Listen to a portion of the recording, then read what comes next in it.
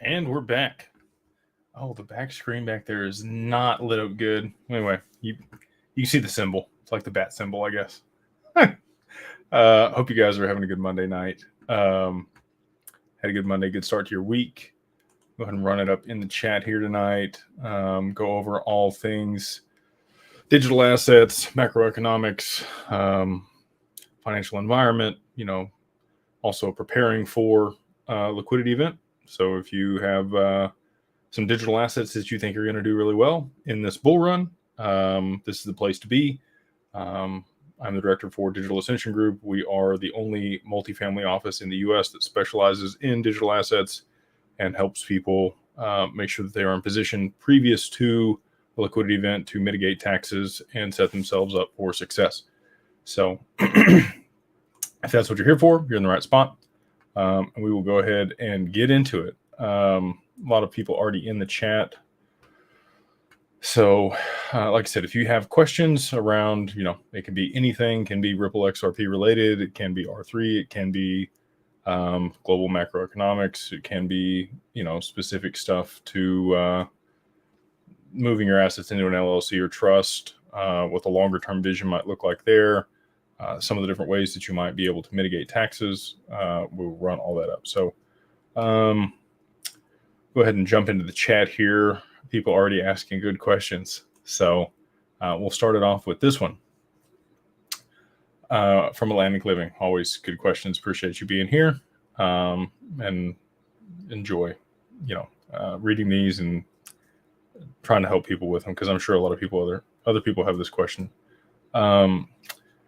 Says, how devastating are these capital gain tax policies by Canada and the U.S. governments to crypto investor space? Seems like designed to hurt us. Why do liberal Democrat governments always want to tax? Man, there's a lot that I could unpack there.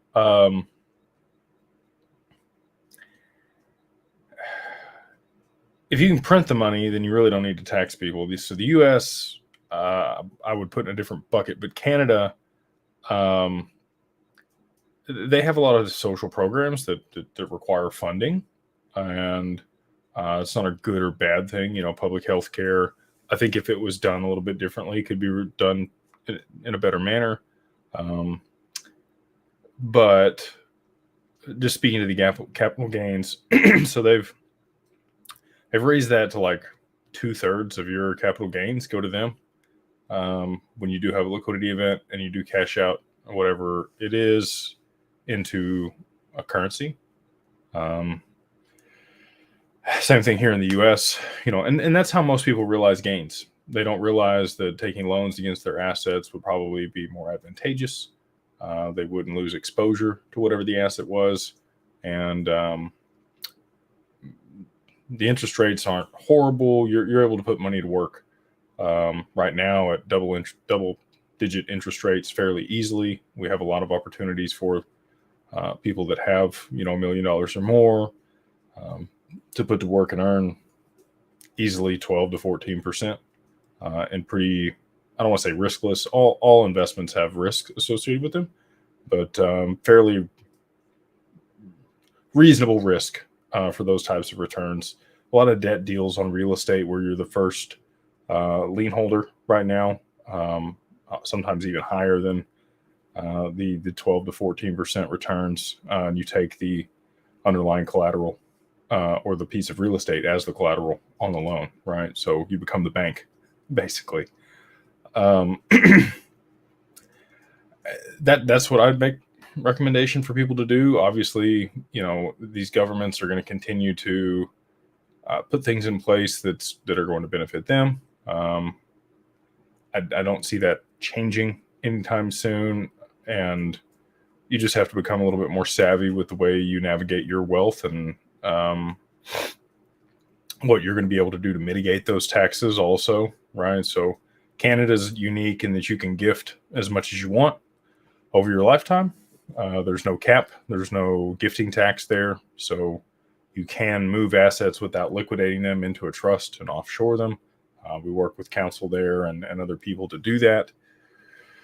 Here in the U.S., similar deal, right? So if you're in certain states, you could be paying 50% capital gains tax if it's short term.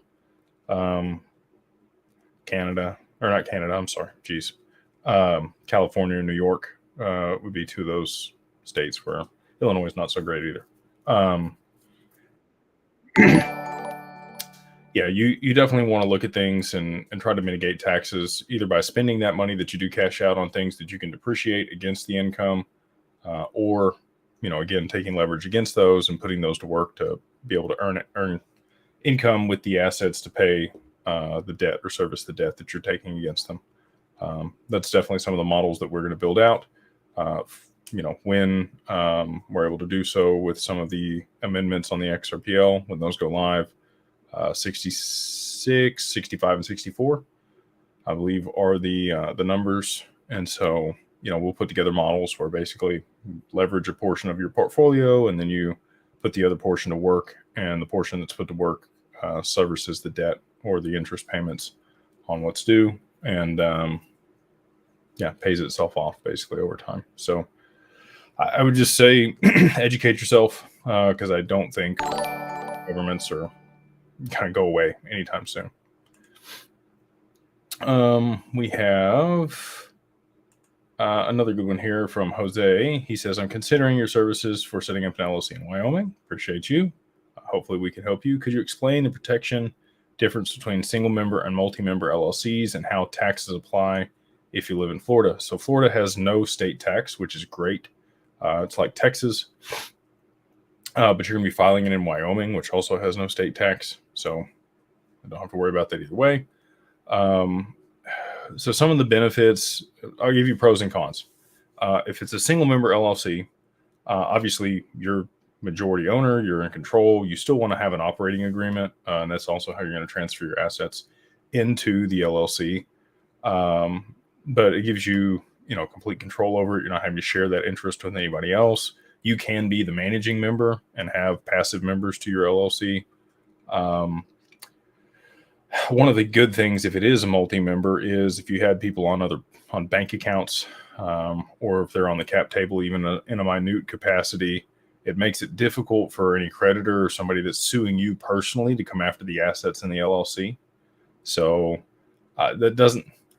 people put their spouse on there and think that that's going to help. Most of the time it doesn't.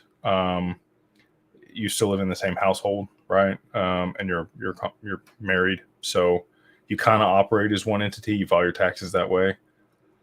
If you wanted to, mitigate somebody's capability to come after you, it needs to be somebody that is an adult that lives outside of your home. So it could be your brother, your brother-in-law, friend, your kids if they're grown, stuff like that. You can give them minority interest in the LLC, and that would benefit you if, creditors, again, were to try to come after you. It's going to be difficult for them to freeze bank accounts. They still would be able to come after the percent ownership you have in the LLC, and whatever assets were associated with that. But, hopefully you do get a trust set up later on, and you're able to gift the equity to the trust, and then use a C Corp or a management company as the managing member of the LLC. And it can have equity interest, or it could just be the manager. It can be manager managed. And then you can take fees and you still get complete control over everything in there, but you have no ownership. And so it really segregates things out, makes it clean and easy for accounting and taxes.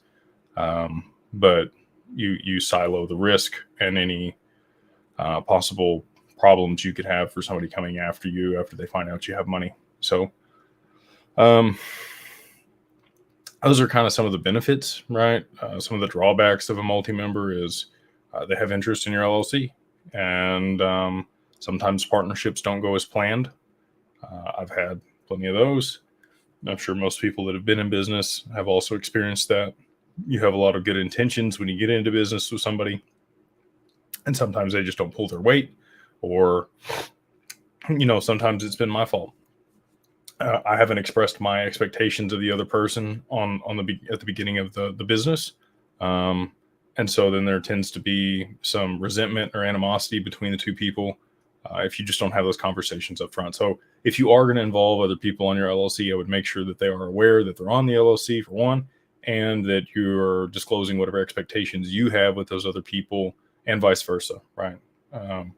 So just make sure you clearly communicate. Those roles are clearly defined in your operating agreement, and you should be good to go from there. And obviously you would want to have contingencies built in, for people to be able to, like first right of refusal, for you to be able to buy their interest at a certain amount. I would list the amount that you're willing to purchase it for up front, so it's not negotiated later on after assets are appreciated in value.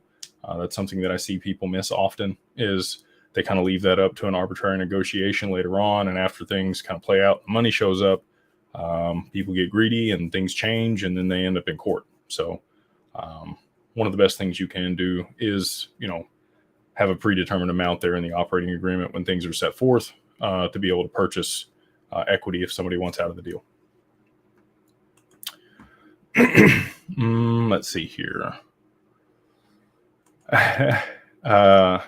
Verano says, to take advantage of tax harvesting, if I sell cryptocurrency today to realize some losses, I can immediately repurchase the same asset, or does the 30-day wash rule apply for cryptocurrencies?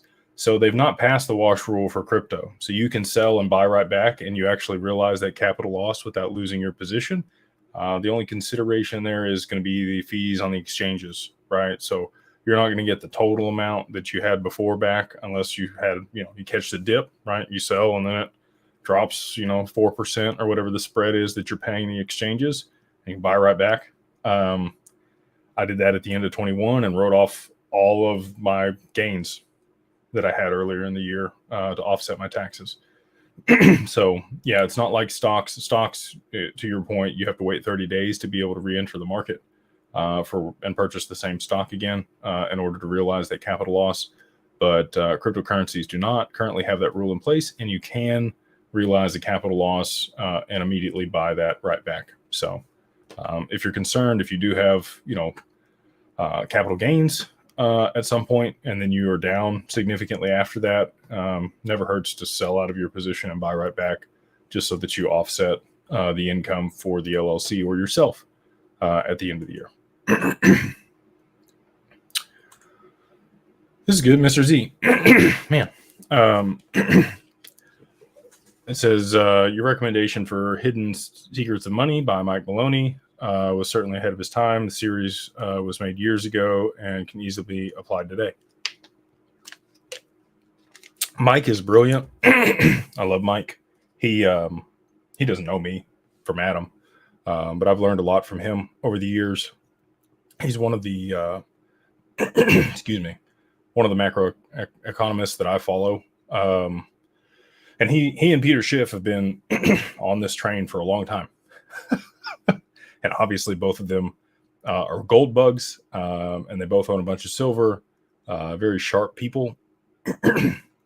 And at least he gets the cryptocurrency, right? That's what I like about Mike. He understands the premise behind crypto, whereas Peter is, he like uses his platform against Bitcoin to drive conversation. I think he actually owns some Bitcoin, to be honest with you, or some other digital assets, maybe some XRP. His son is, Bitcoin maxi, but yeah, Mike, if you're watching this and you have not watched that series, it's like a 9-video series that Mike made almost a decade ago. He self-funded it in great production quality. And he goes over basically end to end why the money system's a Ponzi scheme, and who the Federal Reserve is and all the presidents and everything else in there. Very well put together and thought out. Again, like you mentioned, ahead of his time. So I would encourage anybody, even if you have like family members that they just don't quite get it, right? Like why you're in crypto and why or how the money system actually works. If you get them to sit, it's a longer series. So let me just preface that. But if you sit down and watch it, if they watch it, they'll have that aha moment that you're hoping that they have, and then they'll get on board with you.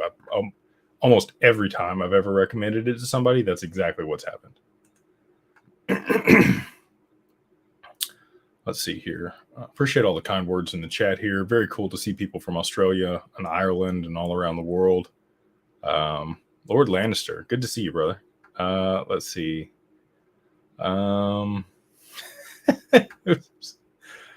One person says, are we rich yet?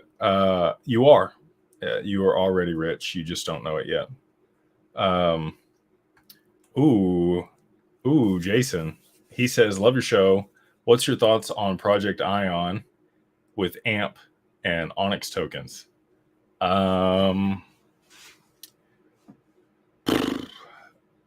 Yeah, so JP Morgan's system is interoperable with EVM.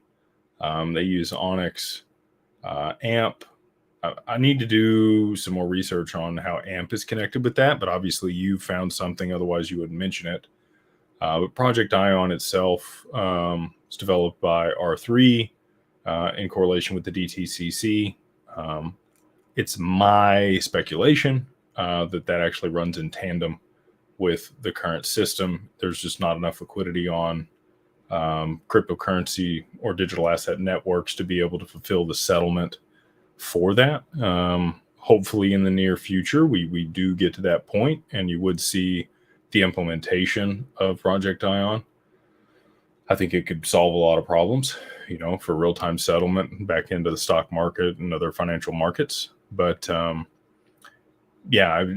integrations are there. The investment banks, if you go look at, so you can look up Crunchbase and you can go look at R3 and see their initial funding round and who was on the cap table. If you want to pay for the paid version of Crunchbase, and it's all the investment banks. You have Bank of America, Goldman, BNY, the list goes on and on and on, right? JP Morgan, I think, was there as well. So no surprise to me that their systems are integrated. But yeah, I'd be interesting to see when it actually comes to the realization and use of that network. Again, I don't think that that'll happen until there's a settlement layer or enough liquidity in a public blockchain that could facilitate that. So those are my thoughts, but really appreciate the question, Jason.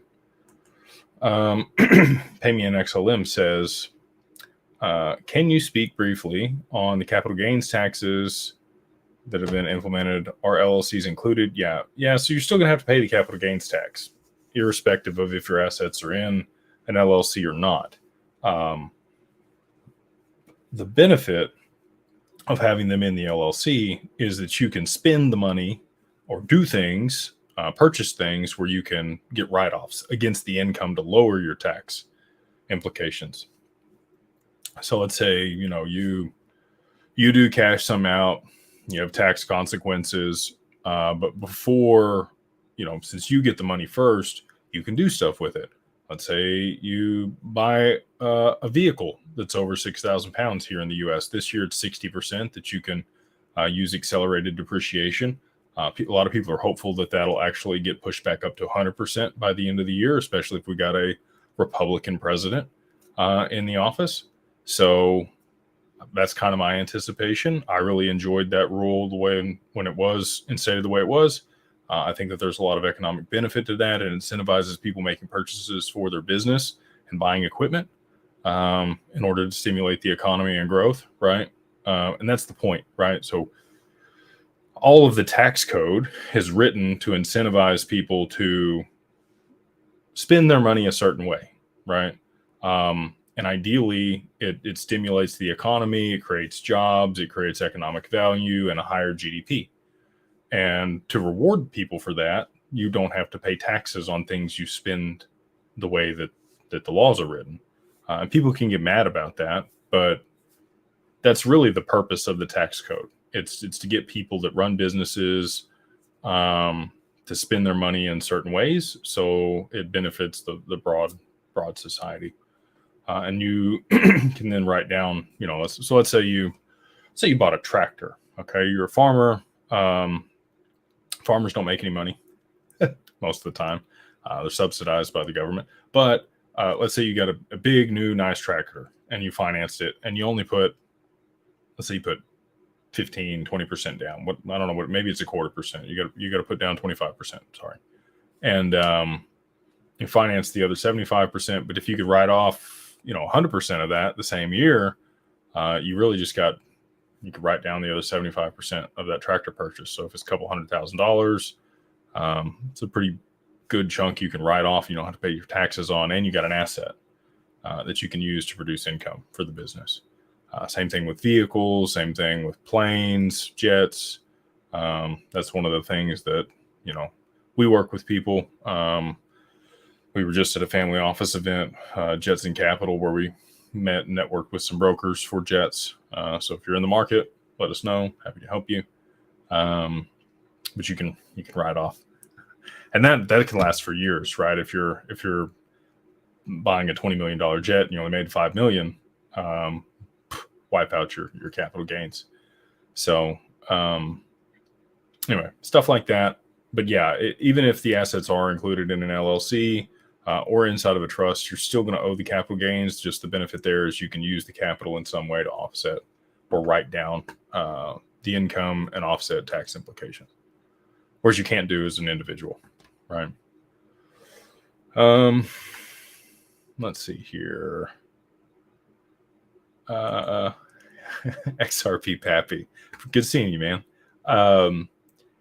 It says, do you think BRICS avoiding the SWIFT system or the Japan domino will set off the first wave of price appreciation for XRP?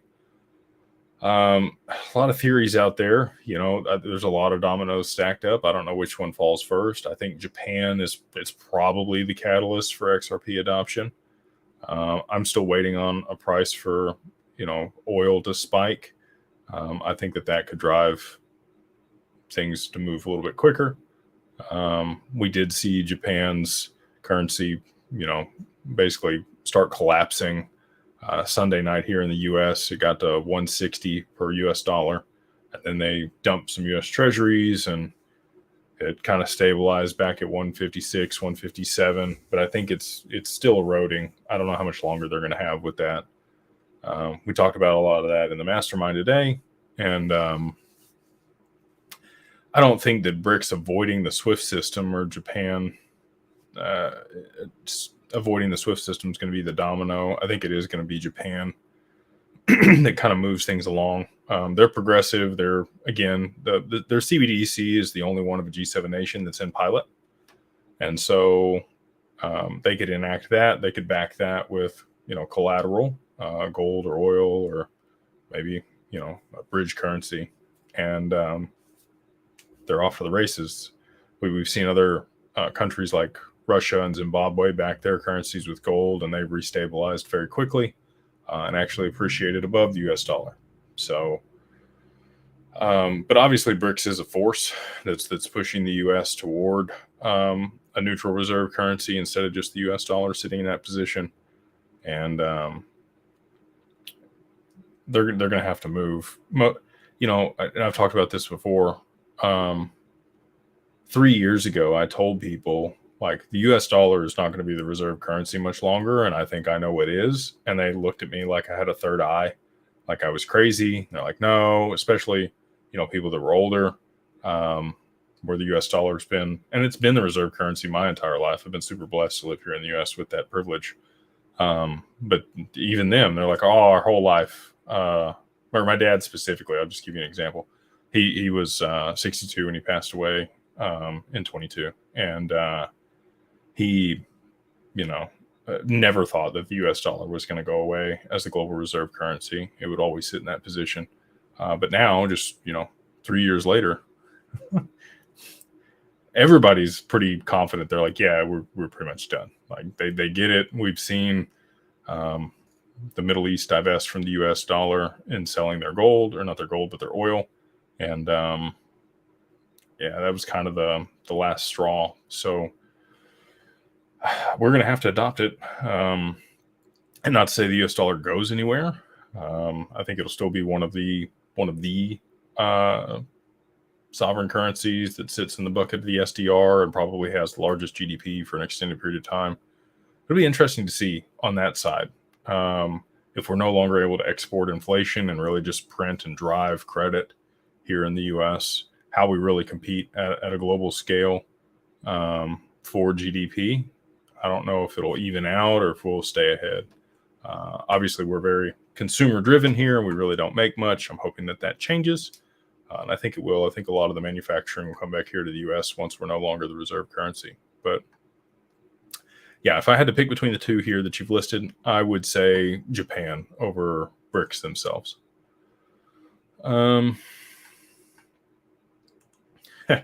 Utah Desert Rider says, I'm still worried about the SEC dragging this out. Will it be over by May 6th?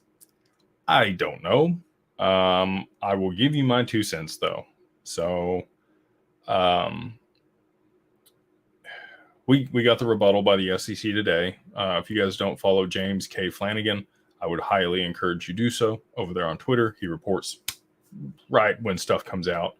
You know exactly what's going on with the case any time of day. If there is news, he is on it. You know, the judge could take her sweet time with a ruling. She has everything now. People are speculating that there'll be an appeal by one side or the other, either Ripple or SEC, depending on how she rules and what fees are levied or fines are levied. There won't be any disgorgement or really the only thing left up is for like non-registration of securities in the beginning and the sales to institutions. And I think Ripple's rebuttal was very reasonable. $10 million for their fines, I think, is completely reasonable. They'll probably be somewhere north of that, you know, just because they're on the low end. The SEC's at $2 billion or $1.95 billion or something is what they asked for, which is ridiculous. But there's no losses. Like, who lost money? Nobody, right? Nobody's mad. The only people that are mad are the people that lost money because of the SEC's lawsuit on their investment. And they bought that on the secondary market. It wasn't direct from Ripple. So if I were, I'll say I'm like 60-40. Okay. So not quite 50-50. I'm a little more confident that we don't get an appeal, and whatever legislation is put forth by the judge, the SEC actually uses in lawsuits to their advantage to have precedent to go after other people after this. But I don't think there's going to be any new information that comes out or any new stuff that they can bring to the table on an appeal that would overturn it. And now we also have Netburn nominated for a district judge position. So if Torres issues the ruling and then Netburn goes to the district level, and she's the one that oversees the lawsuit that got appealed, and she's already seen it, right? So I kind of think that that's a checkmate scenario. I don't think the SEC is going to pursue it. Like I said, 60-40 is kind of my guess. And if that's the case, we could definitely see it over by the 6th if the judge is quick to rule on the case. So that's, you know, the answer is I don't know, but I'm hopeful just like everybody else. Mr. X says, okay, you offer everything, but we need some apparel. That R3 hoodie is teasing us. Well, if you're in the mastermind, we've got some coffee cups that we are giving away to mastermind members. So if you are not in the mastermind, you can get an R3 coffee cup just by joining. And we have a little deal going on in there. We've got a couple of these that we're going to give away, and we actually do have a hoodie that I think I'm going to throw in too. So if you're not in the mastermind, I'm sorry, but try to give back to the community that we have there. And so that is where you get to get access to some R3 swag.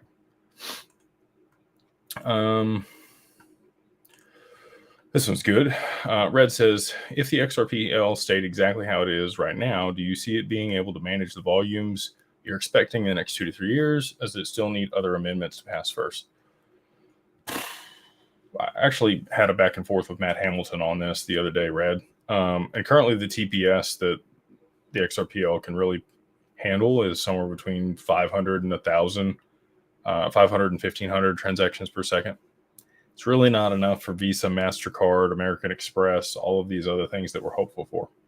And I was hoping that Cobalt would be the solution for that. So that's kind of like a layer 2 that they could integrate. That's basically like a subnet to the XRPL. It's an explicit subnet. So, but according to Matt, nobody's working on that. It's dead. Nobody's doing it. When I asked him, exactly how you would scale the network to, 30 to 50,000 TPS, he described Cobalt. And I'm like, but you just said nobody's working on that, but that's exactly how you would do it if you wanted to do it. Yeah, so the answer is no, it cannot handle the volumes that I'm expecting in the next 2 to 3 years currently. And the answer is yes, we would still need something that was an explicit or implicit subnet attached to the network in order to be able to scale to the level of transactions that I think would be, reasonable to accommodate all the use cases that we're hopeful for. Let's see. Y'all have really good questions tonight. Thank you. This gentleman says, what are your thoughts on the impact of stablecoin regulations being passed in the US? Will liquidity dramatically increase? I think so. I think that there will be a dramatic increase in issuance of stablecoins on networks, and therefore the value that's transacting on those networks would go up, and therefore liquidity on those networks would have to go up in order to match the volumes that were being transacted there. These banks are ready to go. You got PayPal, you got Stripe, you got all of these other money transmitters, Visa, MasterCard, American Express, you name it. If they send money and they are large, they're a multi-billion-dollar corporation, they are here. They know what's going on. They've likely already listed that they are coming out with a stable coin because in the legislation, if you haven't launched it prior to legislation passing, I think there is a 2-year moratorium in that bill. I don't know if that stays or goes. We'll see. But yeah, I think that there's definitely going to be an extreme amount of liquidity that moves into crypto when they do have stablecoin regulation passed here in the US.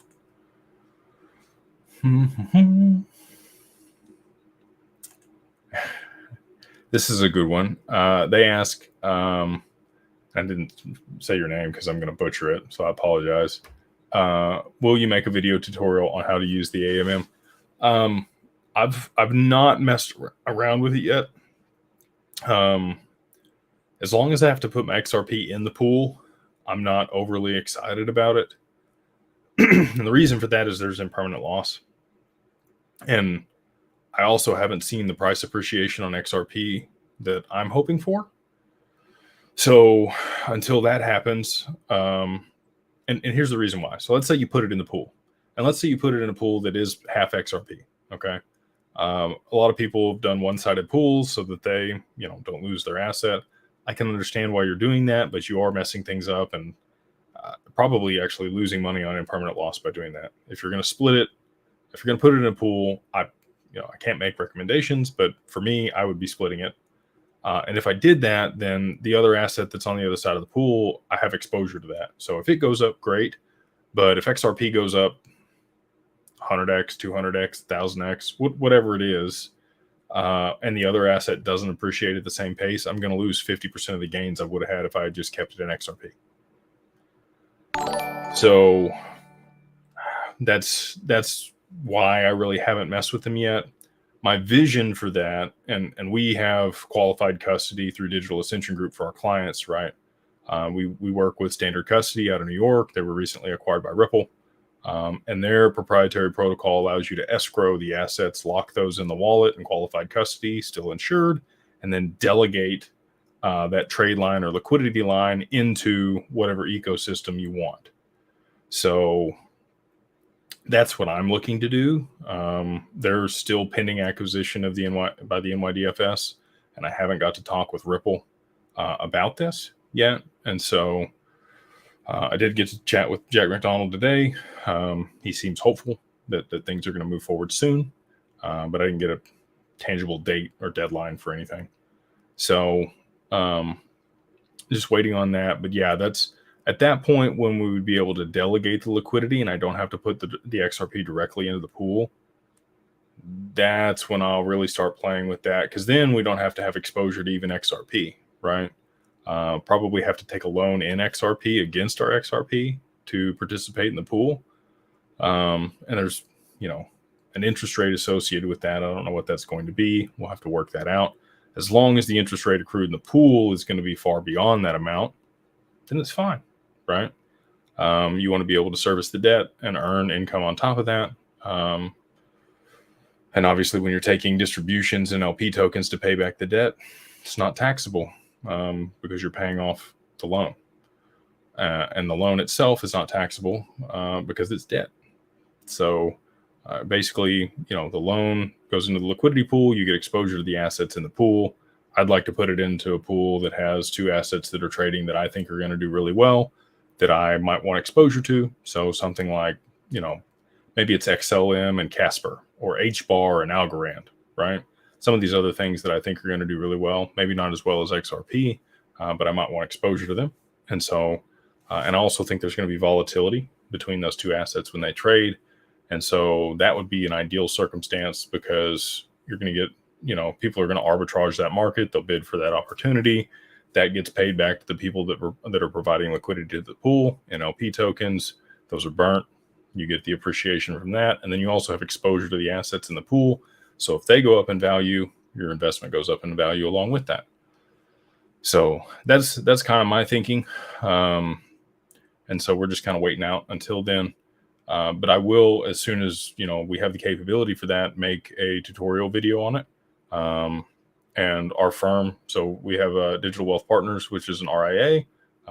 If you hold your assets with us and want to work with us in that capacity as an advisor, we're happy to work with you to help you earn interest on your assets and structure, payments to you or whatever is going to be conducive for your lifestyle and your goals. So, let's see here. This makes a lot of sense, Kevin. I appreciate you putting this in here. He says, dang, Twitter wanted me to subscribe to the premium to chat. If the check was green, I'd splurge. I guess they need to make the check green for Kevin. It's blue. But yeah, I see people like post, but it doesn't ever register here for this live stream. So I'm glad I know that now. I appreciate you, Kevin. A lot of people here in the chat. Appreciate you guys coming in. This is a good one. I may have missed this one earlier. Velva921 says, straight up gut feeling, opinion, question. What are 1 to 3 brick and mortar businesses that might take the biggest hit over the next 3 years? Feel free to wander off the cuff slowly if you need to on this one. 1 to 3 brick and mortar businesses that might take the biggest hit over the next 3 years. It would really depend on AI and metaverse, right? Retailers are already feeling this. People that are selling stuff out of just one location. We've got people here in our town. I live in a little town out in East Texas, and there's lots of different stuff that's just been here for a long time. They really haven't moved online. They don't have any online presence, and the few people that do crush them. Everybody else just Googles and finds stuff, and they're able to go there and do what they need to. They'll order things online. Anybody that doesn't have an online business that is a brick and mortar store, probably not going to do very well. And that'll continue. And then anything else that's brick and mortar that I think is going to go away. Let me think on that. I like right offhand, there's really no trends that I'm seeing that, I talk about car washes and I talk about laundromats and I talk about a lot of these things that people can own. I don't think those are going anywhere. I don't know if you've been by a laundromat recently, but still hopping. There's still a lot of people that go there to wash their clothes. Everybody's driving a car, still got to get that washed. And these are like things that you would want to do. They're not necessarily necessities. I mean, washing your clothes kind of is. But the car wash, like, you don't have to do that, but it's nice. And it's still cheap enough that it's not like the end of the world. It's kind of like the coffee, right? The $5 coffee. I don't know. This is a good question. And I'll have to keep that in my back of my mind, and I'll run that down, and maybe that's something I'll start with on the next one. Let's see here. Went through these. My brother from another mother, Sam, what's going on? He says, I got a serious question. Do you think quantum computing ramping up our cold storage wallets are safe? No. That's the short answer. If you have transacted out of the cold wallet, so you've sent assets in, if you just left them there, you've never exposed the other key on the way out, you should be good. If you have sent assets out of the wallet, then you've exposed both those keys. I don't think quantum computers are there yet, but I think in another 2 years they will be, and they will be able to hack these cold wallets. Talking to Jack today about the institutional grade custody we offer and how it's quantum proof and the way that they've structured that. David Schwartz and Arthur Brito are pretty smart. I don't know if you knew that or not. It's a lot smarter than me. And, I think that's going to be another way that they push people over into institutional custody with banks and other people. You just having a cold wallet and a seed phrase, even if it was 64 characters, a quantum computer could get through that. And it might take it a little longer if the seed phrase was that long, but still probably not that long to get through all the possibilities. The way that you could augment that or stop it, there's I think it's Craig DeWitt that has the wallet that you only get 10 tries before it self-destructs, and he's got $3 billion worth of Bitcoin on there. Which I wouldn't want, right? If a quantum computer runs through all those and just self-destructs my wallet, that'd be horrible. So I think it is a danger. I don't think it's imminent, but I do think, in the short term, 2 years from now, it'll definitely be a concern for people. And at that point, hopefully you do have your assets in qualified custody somewhere that is quantum proof and insured. So really good question, and I appreciate that. Let's see. Karen has asked, with the possibility unsettling direction that many of these Western nations are going, what would the interaction look like between family office setup and people who choose to expat overseas? Great question. We do have international clients, right? And we do have international trusts and other entities that hold or are the owners or managers of the assets held in qualified custody with us. The keys are actually distributed across HSMs or hardware security modules that are held in level 4 facilities all over the globe. So it's not necessarily domestic here to the US, even though the trust bank that we do partner with is governed by the NYDFS. And I think that'll actually probably be the way that some of the other jurisdictions go to market. The BIT license that New York has is it's a good blend between a couple different things. I know that it's stringent, and they've been very combative towards certain assets, which has pissed people off. But I actually do like the way that they've come at that in comparison to some of the other jurisdictions. So, but to the point you've made here for expat and how we would interact with them. So we could still hold your assets. We could still manage them, work with you in that capacity. We also do have estate planners that can help you set up, whatever you want in whatever jurisdiction. It could be Dubai, Singapore, Jordan, Nevis, the Caymans, Bahamas, wherever you want to go. Portugal, Monaco. We have relationships in all those areas. And in Europe, we can set up bank accounts fairly easily. Same thing in Dubai and Singapore, Jordan. And so, and we also work with Nomad Capitalist. If you did want to, expatriate and get rid of your U.S. Citizenship, it's a long process. Don't think that it's going to happen overnight. Most people, it takes at least a year to do that. And you are going to be whacked with a 40% gift tax. And if you try to avoid that, they can come after you for 10 years, and you're not going to be able to evade it.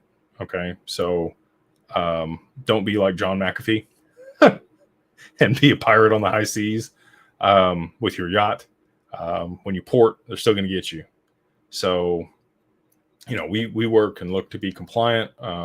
Oftentimes, there are double tax treaties with certain jurisdictions, and we do have the capability to set things up in the Cook Islands if that interests you, and set up the transfer trust and all the other things that could keep you safe if there was, the government tried to seize your assets or do something, or you came under attack by creditors or other people that you were concerned about. Those assets can be moved to another jurisdiction that's never been penetrated by the U.S. government or other people. So we have all that. We're happy to work with people in that capacity. Those things are not cheap, and you get what you pay for, right? So just be aware of the costs associated with that. But happy to work with people in any capacity that fits their narrative and their long-term goals. We have a lot of clients that have dual citizenship here in the U.S. and another jurisdiction, and that provides them some benefit, right? So I don't know if that's the case for you, but if you want to book a consult or just shoot us an email at info@digitalfamilyoffice.io, happy to have that conversation with you. Yeah, well, this is good. Yeah, so if you guys don't know, we talked about Mike Maloney earlier. He got in on the ICO for HBAR. So obviously, he's a little biased in how that token in particular does, but he's not wrong. He's a sharp guy. Nat, thank you. She says, love your show. When is your Netflix documentary being aired? And I guess she's in Australia. It's not my Netflix documentary by any means. Chris and his team have put together a fantastic documentary around all the people involved with, XRP in particular. There's a lot of influencers involved in that. There are other people that have technical expertise.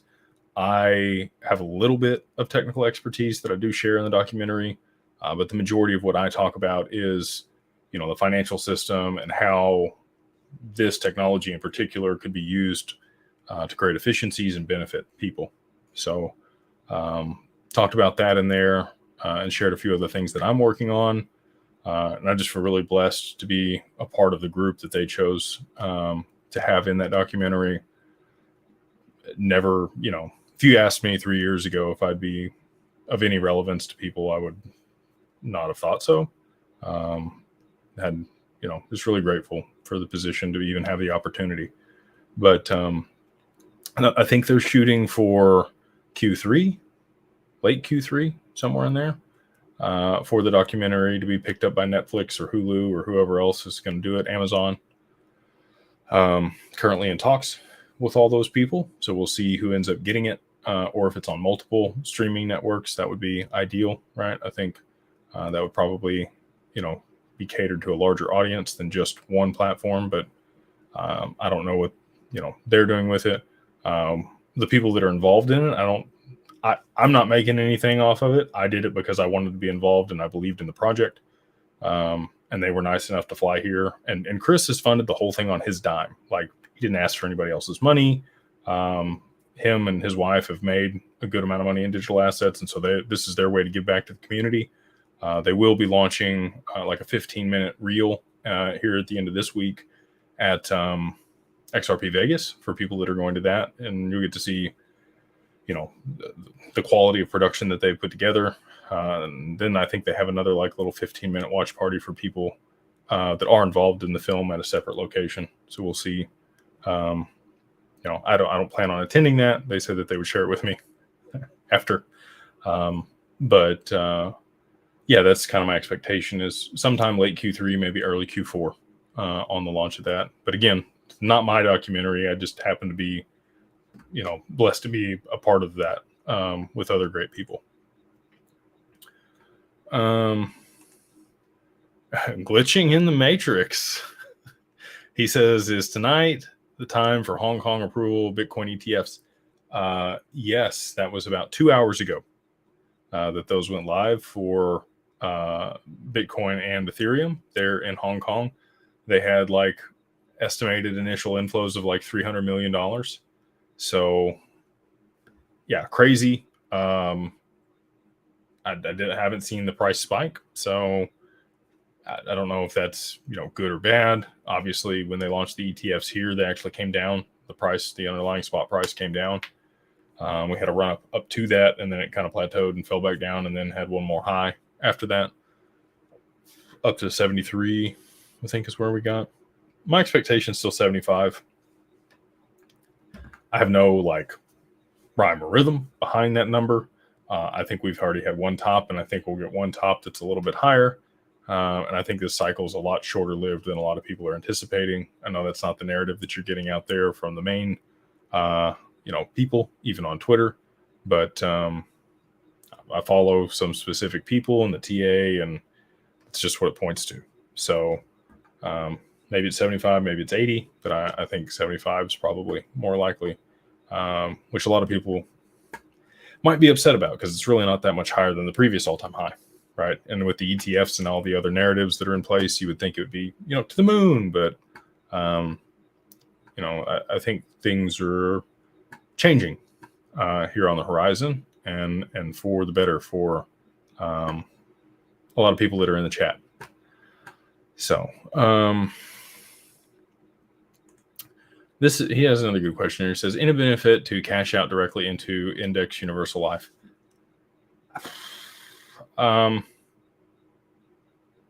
There can be. So let me walk you through that. All of these things are tools. So just want to clarify that for people. There are people out there that sell certain things as like the best thing since sliced bread. Most times there's monetary incentives associated with that.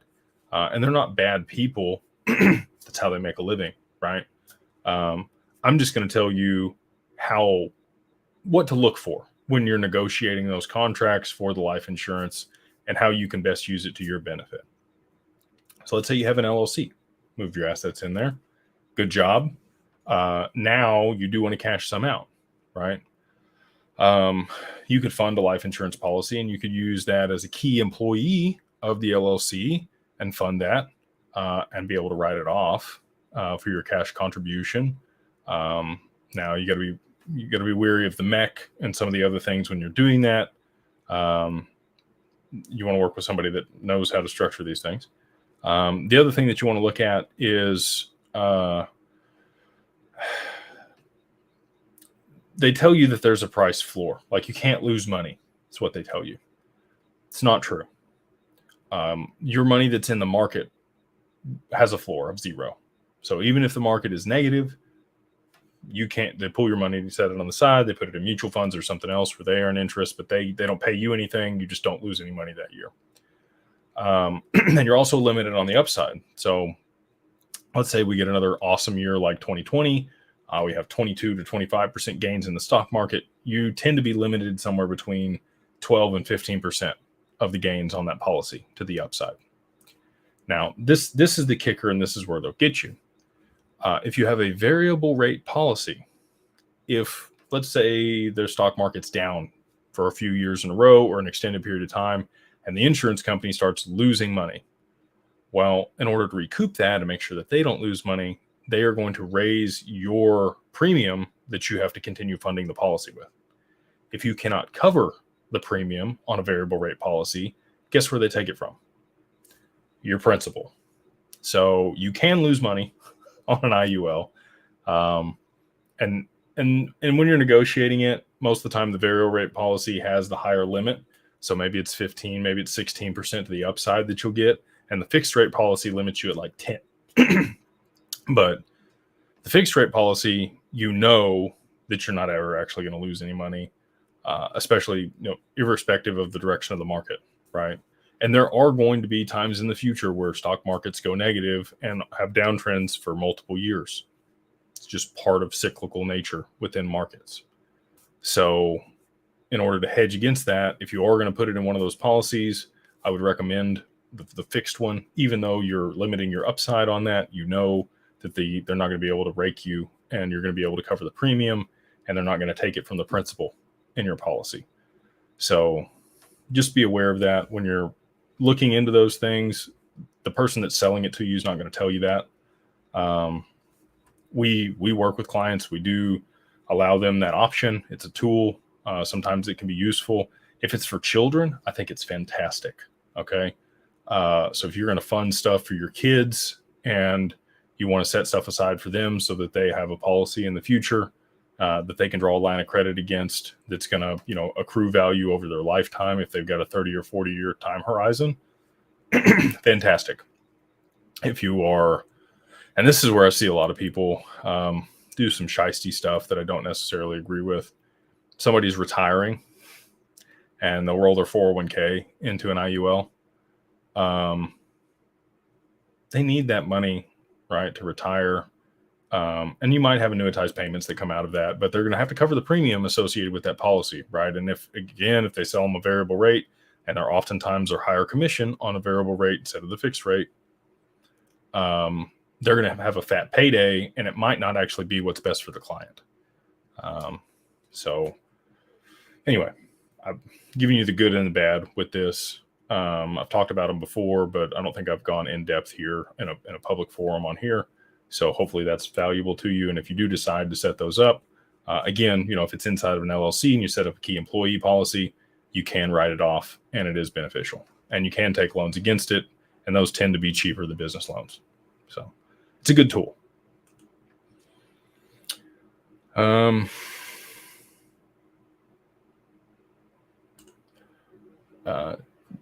This account has asked, starting a trust and opening an Uphold account with the EIN number to hold my crypto, is that wise? Yeah, I don't see a problem with that. I trust Uphold at this point. I mean, they could prove me wrong, okay, but they have gone down a few times. I think that they bolstered their infrastructure so that doesn't happen again. I do trust their custody on the platform. I talked to Simon. I had the pleasure of meeting with him and Robert and some of their team at XDC Austin last year. I'm hoping to meet with them again in London next month, middle of the month. But I'm setting up. Well, and so this is actually a problem that we've run into recently with a mastermind member. He has a trustee that's not him. And because of that, you need two signers when you liquidate or make a transaction with the assets inside that trust, or if you're removing them for whatever reason, right? So just be aware of that. I like to have an LLC outside the trust that the trust owns equity in, and maybe even pass some assets to the trust so it holds long-term bag. But anything that you're going to use and you want readily available for you to be able to work with, you can keep in the LLC. And then again, you have the C Corp or the management company that you run and you sit on the board of that manages this LLC. And in the short term here, it might just be the LLC that you're the manager of, right? And you can build those other things later. The trust, I don't know what type of trust it is. I don't know how it's set up. So just be aware of those variables, right? If you do need a co-signer on that, make sure that you've orchestrated that and had that conversation with Uphold to be able to execute transactions when the time comes, or have the trustee set the limit orders or do whatever you need to do, right, to be able to trade if that's where you're going to hold it and that's what you plan to do with it. That's something, again, we work with our clients on. So, but you can definitely set up an account with them with your trust. And they have the, thumbs up for me on exchanges and OTC brokers to work with. Man, a lot of good people here in the chat tonight. Appreciate everybody watching on a Monday night. I know it's late. You could be doing a lot of other things like sleeping, but you're spending some time with me, which it's appreciated. Atlantic Living says, I know you spoke about this in the past, but the revaluation of the dinar continues to be discussed. Has your opinion changed? Economic Ninja has an excellent video on this recently. I love Economic Ninja. I think he's super smart. He's been bullish on that for a long time. My narrative and opinion on it has not changed. I hope I'm wrong. I hope people make a ton of money and I just missed the boat on that deal. But historically, when currencies are revalued, oftentimes there will be a swap. And especially moving to a digital currency, that's my expectation. There'll be, a 50 to 1, 100 to 1, 20 to 1. There'll be some ratio that they put out for the original currency to be swapped for the digital one. And maybe it's advantageous the other way. I don't know. But a lot of people expect like an 800x on their dinar. We are coming out of the wartime dinar, and they are going to revalue it. I've seen that that's a hot topic. I know people that have pallets. Some of my clients have pallets of dinar. Okay. And so that's what I'm saying. I hope I'm wrong. I want them to make a ton of money and me just to miss the boat on this deal. But I'm still in the same position. I will have to watch the video that he put out. I'll make it a point to do that and then revisit the topic. But at the current time, I don't feel like people that are holding that currency, hoping for the appreciation in the revaluation, are going to get what they're hoping for, unfortunately. Live in Riches says, can you do private estate to put your digital assets in, like a non-UCC private trust? You're going to have to give me the acronym UCC there. I'm not familiar with that. So if you can give me a little more context, I'm happy to answer it. If you're referring to an ecclesiastic trust or something outside of the maritime law system that we live in, as like a common law trust, I wouldn't recommend that unless you are a state citizen and you have a really good understanding of the law and you can represent yourself in court. It's not something that I would recommend. It takes a lot of discipline and time, and then you got to follow all the appropriate forms with the IRS and other government institutions to basically get that designation. I know people that have done it, and they are brilliant, and they can represent themselves in court, and they understand that at a very high level. I'm not one of those people. Most of my clients don't have the time or the expertise to be able to do that. And so if that's what you're referring to, it's not something that we help people with, but I am happy to make introductions to other people that do it. So let's see here. Kevin's asked, is there an XRP tattoo in your future? I'm not going to go Brad Garlinghouse and get it tatted on my arm. Y'all don't know this about me, but I'll share it here. Why not? I only have one tattoo, and well, I'll give you all the backstory. So my tattoo has a meaning, and it's just my opinion that if you're going to put something on your body, it should have some meaning. Other people don't care. They put things on their body that have no meaning, and it's just part of the art piece that is their body or their life. Cool. You do you. For me, if I'm going to put something on me that's going to last for forever, I want it to have some type of meaning for me. So that's why I only have one tattoo. And it's about as, like, this is going to sound racist, but like as Mexican as you could get. It's my last name in Old English on my back. I have a Skins jersey. But what it means, so my parents got divorced when I was 18 years old, right after I graduated high school. And I got to see, a really dark side of both my parents during that time. And you never forget those things or the conversations that are had. So just like, I try to make sure if I'm ever at odds with my wife, my child is not around. Anyway, I got to see all the things in their marriage that I didn't want. And I got to see, all the things that I did. And so it's bedtime. You need to go to bed, buddy. There's a kid over there. And anyway, so that's what that tattoo means for me. It reminds me of all the things that that were good in my parents' marriage that I want to emulate, and then also all the things that I didn't want to carry into my relationship with my wife. So anyway, if I got an XRP tattoo, it probably wouldn't even be the XRP. or the XRP symbol, it would be something, that meant something to me that wasn't relevant to other people. I don't necessarily also want to advertise that when I'm at the beach, especially if things play out like I think they're going to. People that have these XRP license plates and other things, I think you might get a little more than you bargained for. On the other side of that, I know that people have, Bitcoin stuff. If you have a Bitcoin tattoo, people just assume you own Bitcoin, which rightly so, probably should. But anyway, yeah, I'd probably, I might memorialize this journey with some tattoo to remember it, or I might buy something. That's the other thing I would say. People want to poo-poo, and sometimes I even do it. I'm guilty of it too. Some of the luxury items, right? A lot of the business owners that I've, had the privilege of being friends with and be around, they buy themselves trophies. And that's what the cars are. That's what the watches are. That's what, some of the nicer things that they have is actually to remember a certain deal or a win or success that they had in their life. And they memorialize that.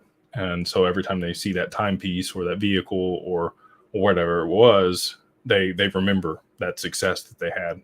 And it you're able to incentivize yourself if you're doing that. If you just forego all those things every single time, you end up building a negative feedback loop. And then I don't think that you ever allow yourself to enjoy the success. So that may be something that I do.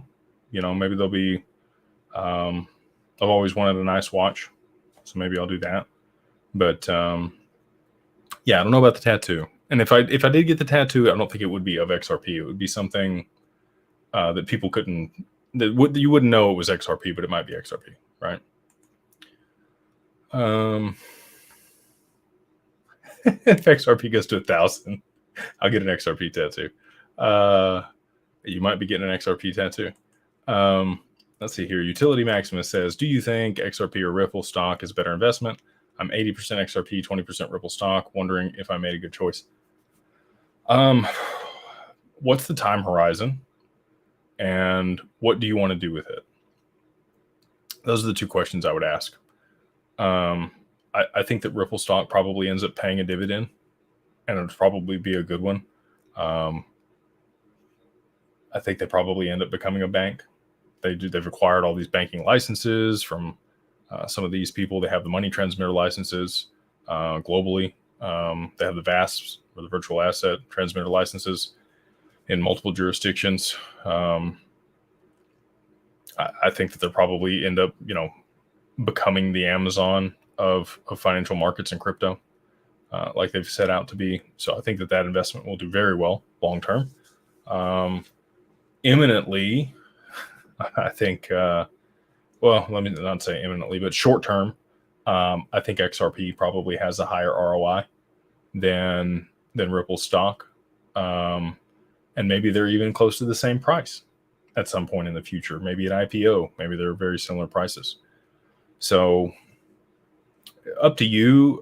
Again, I think XRP ends up a tier one asset in the banking system. I think that you'll have a lot of capability to leverage against it and earn with it and do things, and it could be collateral. I think it's just going to be one of those supreme assets similar to gold or US treasuries, but with utility and the benefit that you can put it in an application and earn yield, even more so than gold or US treasuries. I think it's a super asset that only exists once in 5 or 6 lifetimes. And I could be wrong. That's my thesis, right? So, and I'm very biased, so just take it with a grain of salt. But Ripple equity, again, I think that'll do super well. Especially, so let's say you had a 401k or an IRA, and you didn't necessarily want to hold your digital assets in an IRA because you can't take leverage against them in an IRA. You're encumbered in your ability to use those in certain applications to earn interest or be able to pay distributions to yourself. And so maybe Ripple equity inside of an IRA makes a lot of sense for the appreciation there. And maybe the XRP outside of the IRA makes more sense. I don't know what your situation is that you have. You've just mentioned percentages and what you own of each. Just walking through different scenarios, because we have a lot of people watching, which I appreciate, and hopefully it's beneficial for somebody to kind of like go, oh, okay, this is why I might own this or that, and how I might position it. And obviously you have to be accredited to be able to get access to Ripple private equity, unless you're in the mastermind with us. I can't speak to what we currently are raising for in the mastermind, but we have raised for Ripple in the past, and people that were not accredited were able to get access to that through the group because of the way we structured the deals in Reg D funds as 506B. So, yeah, I don't know if I answered your question there. I kind of probably skated it a little bit on which one's better. The answer is it depends. I just wanted to give you context so that people in the audience could probably make the decision that's best for them. Let's see here. Ross, he says, do you believe that Bitcoin is a proof of concept, i.e. a beta test that could be used in financial warfare in the future? I don't know what you mean by the financial warfare piece of it. It could definitely cause it has systemic risk at this point because now it's the underlying collateral for these spot ETFs. So the DTCC, I think, downgraded those today to 100% haircut for lines of credit or collateral. The ETFs in particular, not the underlying asset. So I do think that Bitcoin is the marketing, mass marketing. I think it's the first mover. I think that it is imperfect in a lot of ways for the original vision that Satoshi set out for. If they hadn't forked the network and they had continued to increase the block size, I do think that it actually would have been able to scale as a peer-to-peer payment solution. But I think that was stymied, and it was on purpose. And then since then, obviously, it's kind of migrated to the digital gold narrative after the fork with Bitcoin Cash took place. And people didn't know which Bitcoin was going to be the Bitcoin at that point, right? But it did stay with the main chain. Bitcoin Cash obviously plummeted in price after the distribution was given and people just sold it off and probably swapped it for more Bitcoin. Similar to Flare, if you guys didn't get that one. Yeah, I think it is kind of a proof of concept. And it was to get the masses involved and be the marketing tool, when in reality, these other systems that are interoperable with legacy frameworks and financial institutions are probably the bigger play long term. But you have to have some type of adoption or a group of people fighting for something or a community around something to drive something forward. And the freedom narrative that's around Bitcoin, it's really not, though. Like it's a public blockchain. You can see all the transactions, and all you got to do is trace it back to the KYC of when you brought the money on chain.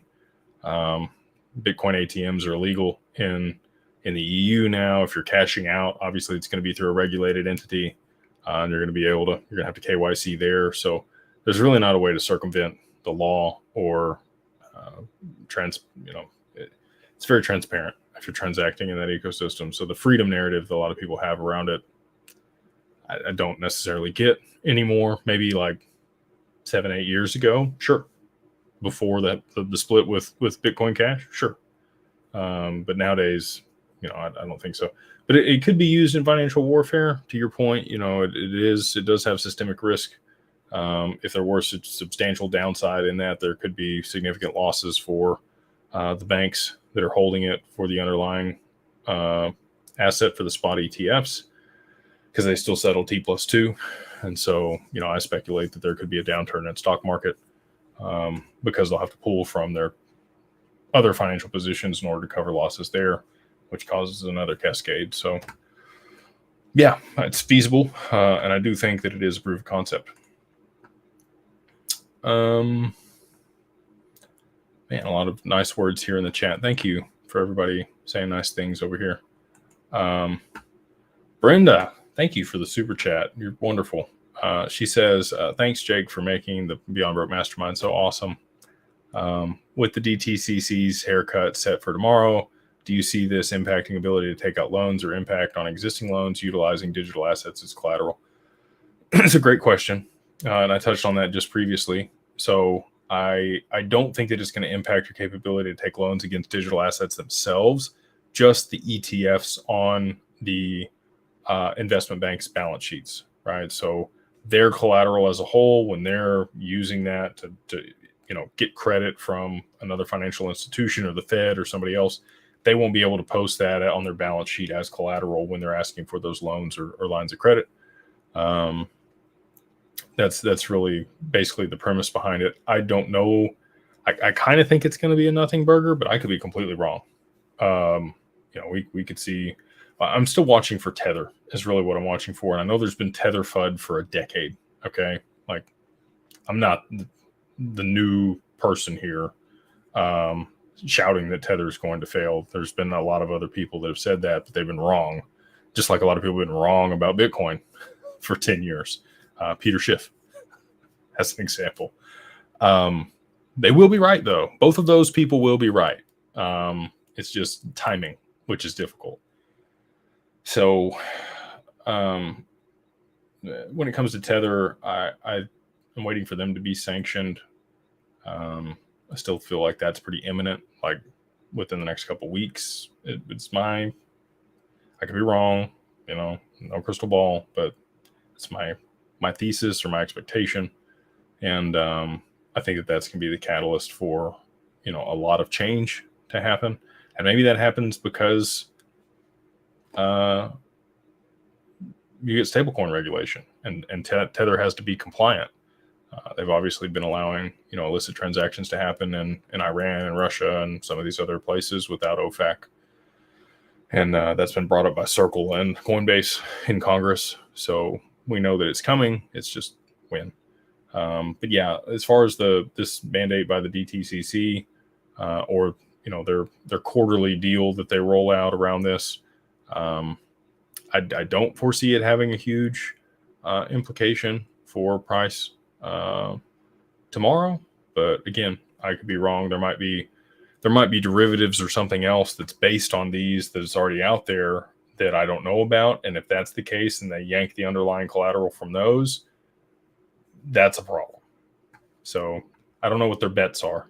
I don't have visibility on that. And if there are bets with that as the underlying piece of them, it's going to be an issue.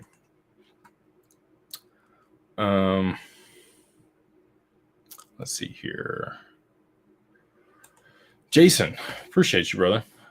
He says, I thought I was the only one wanting an XFL team. Hope we can talk about that later. Yeah, absolutely. We have a stadium, a city, and a specific demographic and area picked out for that. I think it would crush, and I would love. I'm not really a sports guy, but I think it'd be really cool to own an XFL team. Now that The Rock's kind of like positioned himself behind that league, the NFL, doesn't really have a competitor. But there's a certain area that I think would do really well if they had a professional sports team to get behind. So yeah, let's chat about that. If you have any want to participate, definitely start the ball rolling. This gentleman says, Jake, I'm going to call you soon and also join the mastermind. Yeah, I would love to have a chat with you, our team. If you want to book a consult, digitalfamilyoffice.io.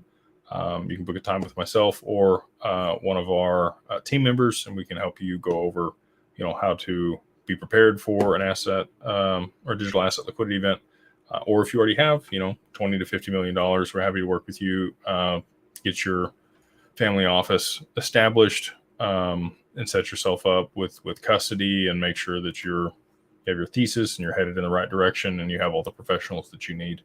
The other thing I want to mention on that is we're really plug and play. So we have clients that came to us that already had a CPA or already had an accountant or an estate planner or a wealth manager. There's somebody that's in their network that they already trust, they have a good relationship with. We're not here to replace anybody. We have professionals in every single regard of whatever is needed, but we work with whatever team members are brought to the table. We do not try to replace them. We can act as advisors to them when it comes to digital assets. If they manage a large portion of your estate that is non-crypto, they just don't have that expertise. We come in alongside them and try to train them up on that and provide that. And then, wherever you're short or you feel like you're short, happy to be the full service provider in those scenarios. So,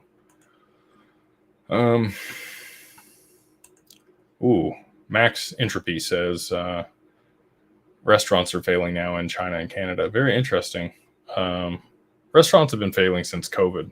That was a big toll on them when people couldn't go out to eat.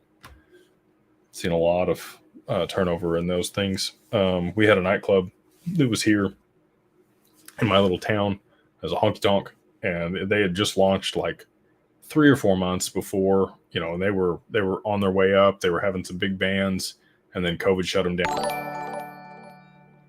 They lost it. I felt bad for them. Just bad timing with that. But yeah, interest rates and everything else got a lot of businesses in bad spots, especially if they're low margins. Most restaurants are very low margin. They're not anything that I would ever own.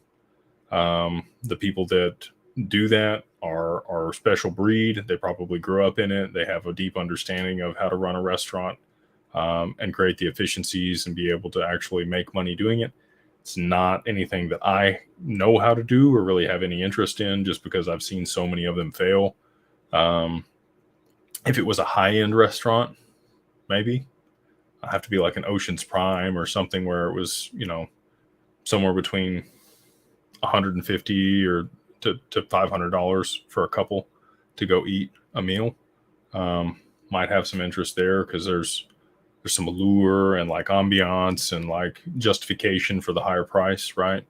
And it would also have to be in an area that could afford it. There's just a lot of considerations around restaurants. So 99.9% of those I would stay away from. And to your point here, a lot of them are having trouble in Canada, and I think globally. I don't think it's just China and Canada. Stephen G says the banks. Yeah, we had, was it First Republic and Republic First? Both failed. Not good. Let's see.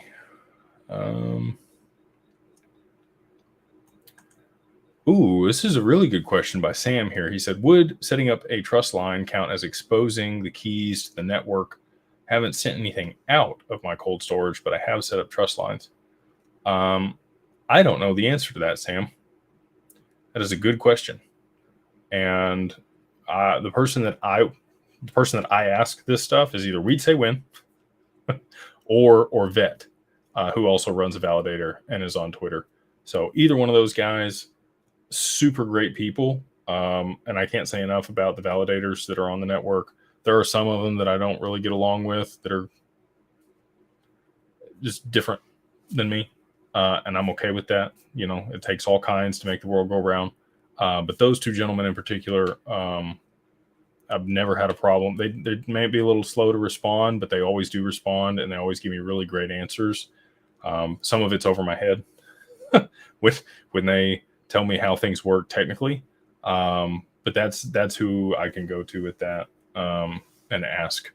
My first thought, just visceral feeling, is yes, but I don't know that for sure. So I'd rather verify and then come back to you with an exact answer.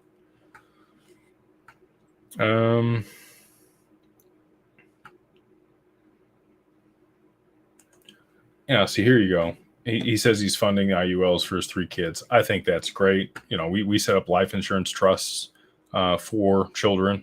You can be like Kevin O'Leary if you do really come into a lot of money and set up 5 generations worth of life insurance trusts, so that they will have lines of credit to pull against to do whatever they want to do.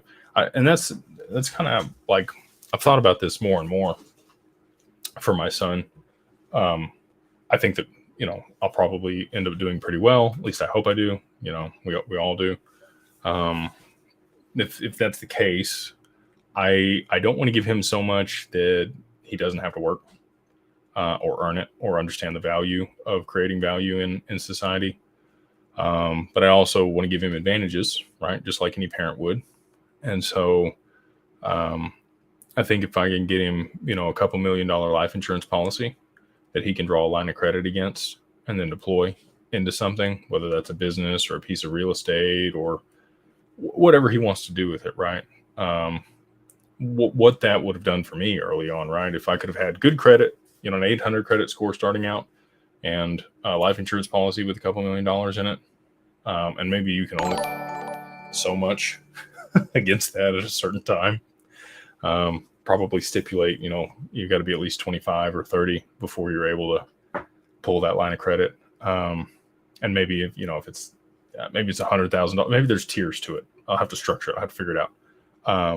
But I think that's how I want to put it together for him, because I don't want him to come into hundreds of millions of dollars and not have the skills, traits, or belief to actually be able to fulfill and do good with it, or appreciate it, right? Most families that have come into money, they end up losing it after 3 generations. The first generation comes from something less than rich or wealthy. They build a business, make an investment, do something that takes a lot of risk, and they build something that's worth something. They pass it to the next generation. They tend to maintain it. And then by the 3rd generation, they tend to be entitled and lose it all. See it happen often, unfortunately. And that's the whole point of the family office, is to mitigate those risks and set governance and ethics in place. So, you just want people to be good stewards of capital at the end of the day and provide benefit for society. And if your children aren't going to do that, maybe it ends up at a charity or another philanthropic, entity that can do those things. But like I said, you still want to give your children advantages. So I think that's great that you're setting up those insurance policies for your kids, and I think those will do really well. Scroll on down here. We have been going on about an hour and a half. We'll probably hang out another 15 minutes here, and then we'll wrap it up this evening. A lot of back and forth in the chat here. Appreciate you guys. See, something like that, Mikkel. It'd be something different than the XRP symbol. He says he's getting 589 and tatted on him when XRP hits.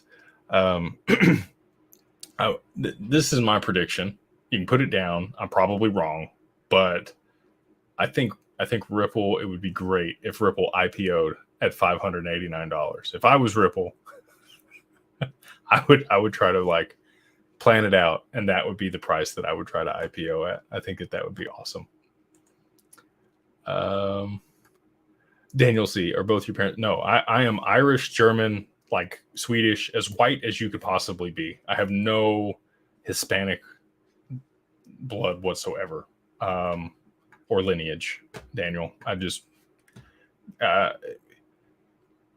was just my last name, right? And so passed to me by my family. That's what I felt was appropriate when I was 18 years old. That's the meaning I associate with it. No, I have no, it's a Skins jersey is really what it is. Let's see here.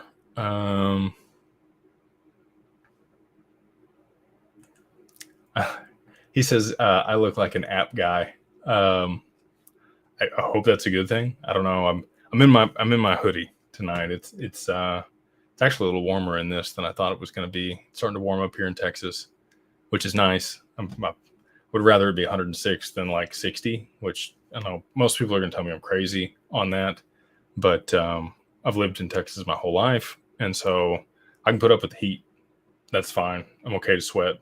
If it gets below 48 degrees, I don't know what to do with myself. I'm cold. There's no way I could live up north. Let's see here. Here we go. This is a good one. Crappy snails says, hi, Jake. Many thanks from Australia. Aussies in the house. That's what I'm talking about. So that's why I like doing stuff at this time, because I get some international people. This is cool. In your opinion, how much value could R3 bring to XDC's network? They're a big partner.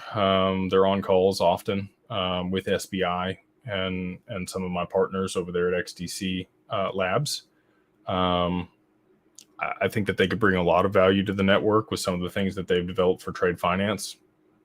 I think that, and this is a product that I'd like to bring to a lot of the family office clients is financing the receivables, right? So there's a lot of companies that transact and they have, 30, 60, 90-day terms with a company that they've sold goods to, or services, whatever that might be. And they transport those goods and sometimes they need money, right? Before those receivables are going to be due. And the companies, they're good companies and they are going to pay. They're large enterprises. But when you're short on cash and you need liquidity, sometimes you're willing to forego, a little bit of money on your receivables and pass those to somebody else in order to get cash now. So there's a lot of people that are willing to take a 10% haircut on their receivables for liquidity today. And in those circumstances, you can come in as a family office or somebody else that has a couple $1 million and you can buy those receivables at, a 10% or 12% discount. And then in 30, 60, 90 days, whenever the company pays, you get the full amount. So it's a really good way that you can turn, if you could flip that, if it was every 90 days and you're financing it at 12%, it's 48% on your money. And if you're compounding that, right, like if you could put the whole amount in again, you can get, 60 something percent return in a year, which would be pretty good. So anyway, that's definitely something that we want to look into, especially if it's on blockchain. If we can provide liquidity in those circumstances and get, access to those receivables in a marketplace, which is kind of what I think that ends up being long term. That benefits the companies because they're able to get liquidity now, and it benefits the investors or other people that are providing that liquidity because they're going to get a pretty significant return. So I think there's a lot of value that there's that's the other thing I don't think people understand yet is there's completely new markets that have never existed before for trading certain goods that have always been like, you got to know somebody, you got to know a guy.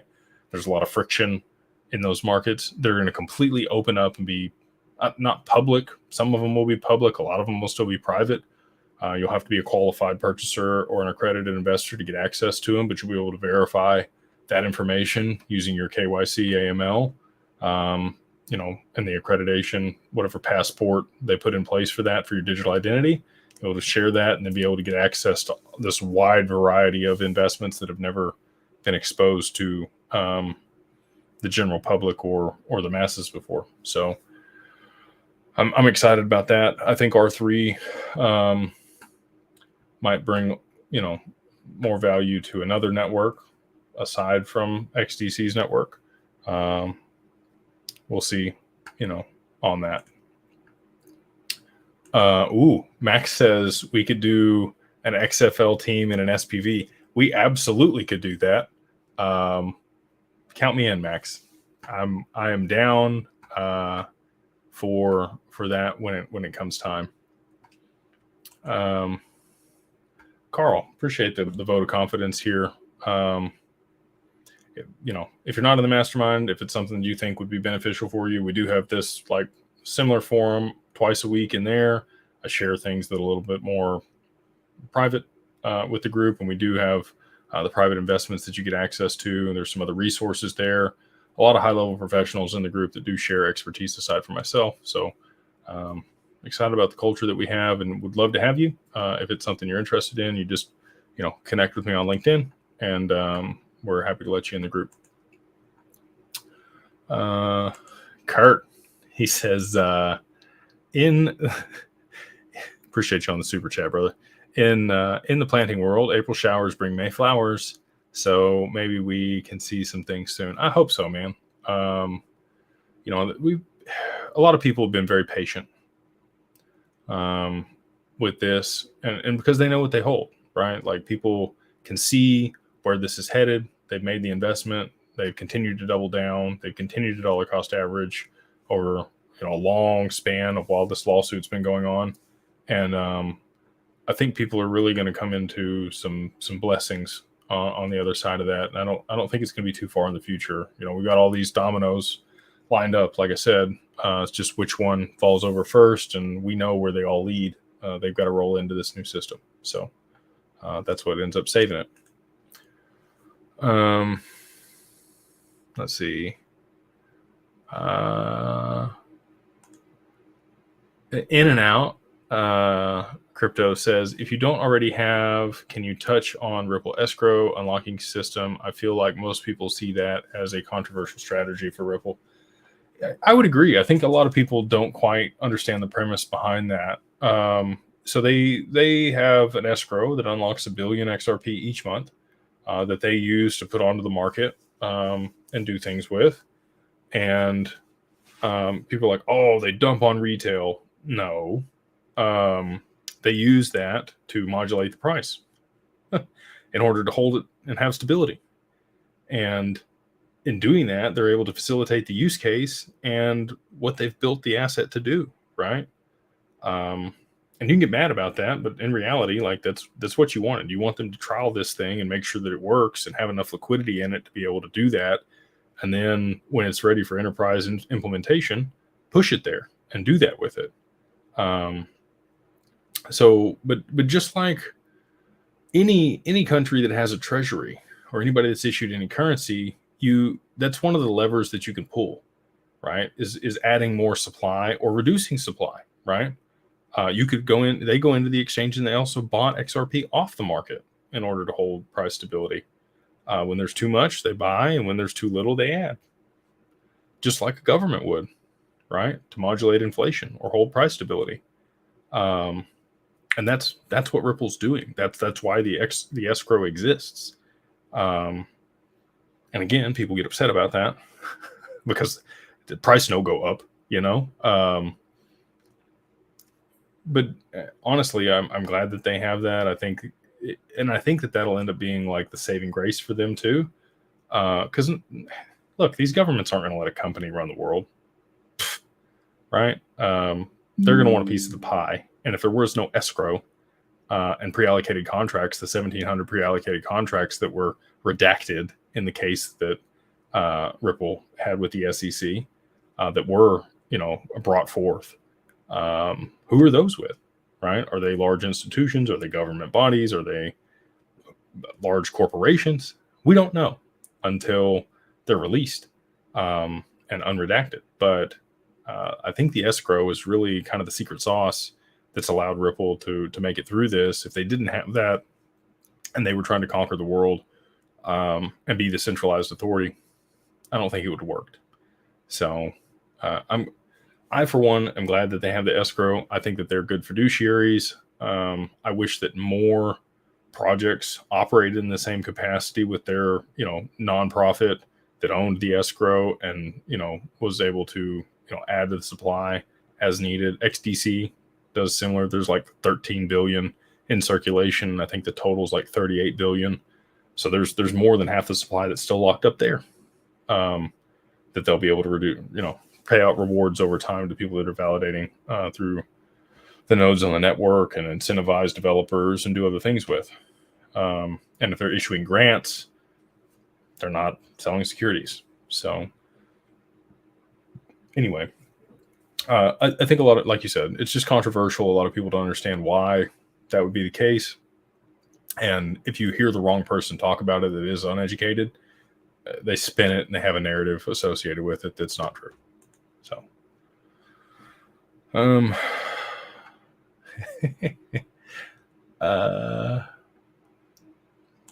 this is a good question. What would be the flip of the switch moment? A crisis is kind of my expectation. I don't think that it'll be just arbitrary, no problems. I think that we'll have to be in a full-blown currency crisis, and the U.S. will have to be backed into a corner where they don't have any other options at that point, and that's when they will succumb to this and actually, roll into this new deal. And I think the U.S. is the last pin to fall before that actually happens. So U.S. Treasuries are going to have to implode. People are going to be dumping them. And at that point, we'll have to shore up our currency, and so will everybody else. And they'll roll out very quickly these digital currencies, and they'll usher through stablecoin regulation in Congress. At that point, I think we'll see, what we're all waiting for. Man, you guys just keep coming with the good questions here. Focus says, what do you think about all the staking companies right now, like Cryptonomy and others? Is it safe right now? Would you do such things losing custody? And could smart contracts be hacked? A couple different questions there. I'll address the first one. I'm not handing anybody my crypto until there's full regulations. They're using a qualified custodian. They have the capability to escrow it in the account so it never leaves. It stays fully insured. I can review it. I can look in my account and know that it's right there. I can see it on the blockchain. I have the keys, not somebody else. That's what we provide our clients. And you can stake your Solana through our qualified custody and earn rewards right there to your wallet that's multi-sig and non-taxable is the other piece of that. So if you're earning rewards to a wallet that has multiple signatures and you're not the only one on it, you are not in complete control of those assets, and therefore there's no tax implications until you take the distribution from that wallet. So, do with that information what you will. I, for one, am not using Cryptonomy. Anything that retail's dealing with, I'm not playing with. It's not worth it. I've just seen way too many scams out there. There was one that I talked to not too long ago that was issued in the Cayman Islands, and I talked to them about compliance and some of the other stuff that they should be doing if they're advertising to U.S. investors, and they didn't want to hear that. Anyway, we did not end well on the call. But my client, he asked me about it, so I got on the call with him, and if it's a good opportunity, I'm in for it. I got no problem with that, because I'm not making any money off the staking. If you use Solana in our ecosystem and you stake it, there's no rewards. It pays to your wallet. We help you sign. I don't take anything from it. It's not like I'm managing those assets. There's nothing there. I'm just to provide counsel and make sure that my clients aren't going to get screwed and stuff's not going to get taken from them. And so for me, unless it's a qualified fiduciary that it's licensed and works and has the compliance and regulation in place, I'm not touching it with a 10-foot pole. I wouldn't do anything where I have to actually put my assets in the pool. I think is going to be regulated as security.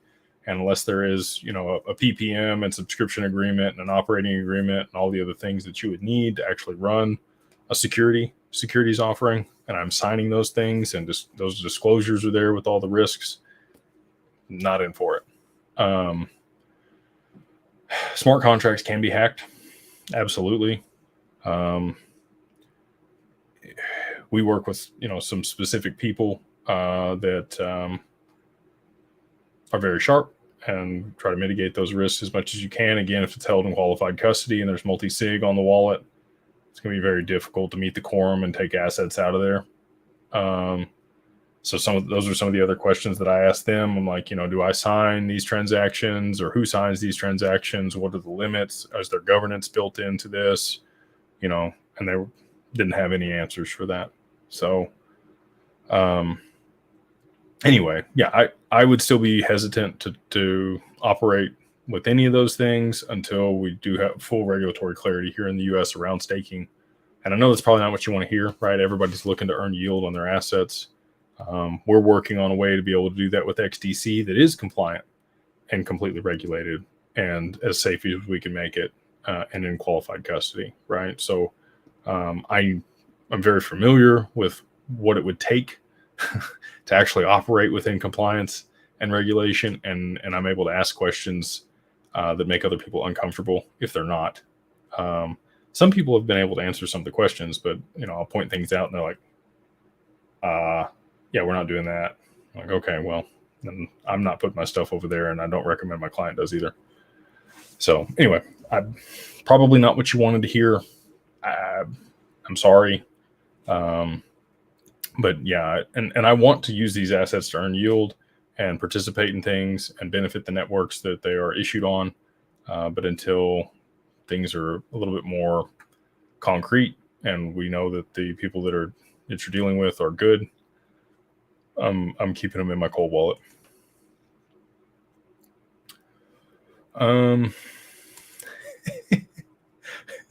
What do you think of the HBAR pump? Was it hype? Or if BlackRock is satisfied, will they tokenize more liquidity? Not sure the second question there.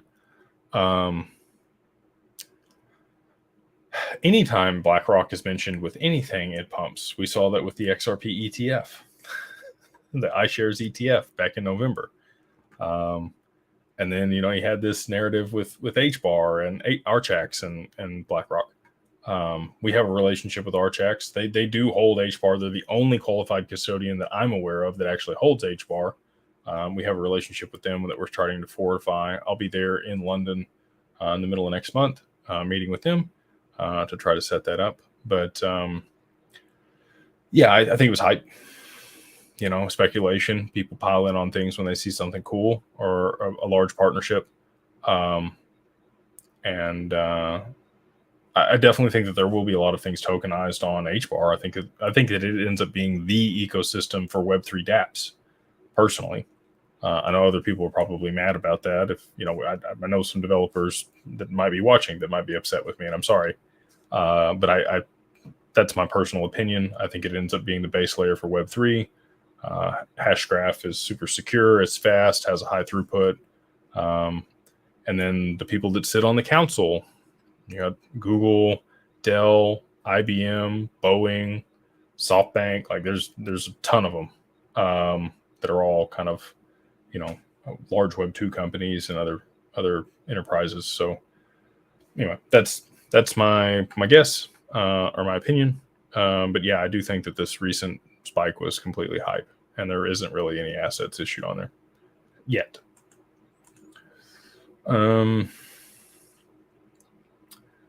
gonna scroll on down. Actually made it to the bottom. Awesome. Well, we'll take two or three more questions, and then we'll cut it off for tonight. Let's see. Epic Results says, Jake, can you explain how XRP will be the settlement asset over XDC with Swift and also the stablecoin? Just a quick summary. Maybe you meant also a stablecoin or a bridge currency. What's the only asset that has a designation as not a security here in the U.S.? That's all you need to know. Everybody that I've talked to, that's exactly what they've asked me. Which asset is not a security in the U.S. and has been given court designation? And I'm like, okay, that's all I need to know. So that's why for the first question. And then the stablecoin, the higher the price of something, the more value that's in an ecosystem or network, the more stable the price will be. And so, like if you look at indexes or S&P, NASDAQ, Dow, any of those, it takes billions of dollars to move in 1% a direction or the other. It'll be the same thing with XRP. Take billions of dollars to move the price 1% one direction or the other at some point in the future. And that's when it'll be very stable at high value. It's meant to operate at $10,000. So you can imagine the market cap at that price would have to be significant. Let's see here. BlackRock wants to buy my car. This is good. Glitch in the Matrix has asked if Caleb and Brown is trustworthy. So just to give you some context around Caleb and Brown, they operate in the most financially strict jurisdiction on the planet. Australia is more stringent than any other jurisdiction on the planet when it comes to finance. Even New York. So yeah, I definitely trust Caleb and Brown. I've never had an issue with them. Every time I call them, I talk to my broker, stuff happens, never had an issue. They wire me the money, no problems. And they do charge a premium fee for their service. It's white glove. I think it's justified. You know, you can set limit orders, you can set sell orders. They put stuff in place. They source liquidity. They're a broker. I think they're great. And, you know, I put my stamp of approval on them. I was hesitant too when I first heard about him. Kevin Cage talked about him a long time ago, and I was like, "Who's this?" Caleb and Brown sounds like two guys in a garage, you know. Like, but no, they're awesome, and yeah, I completely trust them with my crypto. If I did want to cash out there, that is definitely one of the brokers that I would use. So. With that, we'll go ahead and wrap it up tonight. I hope you guys have a wonderful evening. Thank you as always. Hopefully this was insightful and provided you some value. As always, you know, here it is. If you want to go check out the mastermind, it is at mastermind.beyondbroke.com. We'd love to have you there. And if you do want to work with the family office, we're more than happy to take you in a consult or provide, you know, just answer questions. If you want to email us, it's info@digitalfamilyoffice.io. Or if you want to book the consult, again, just digitalfamilyoffice.io. So go ahead and wrap it up. Hope you all have a wonderful evening, and we will see you guys on the next one.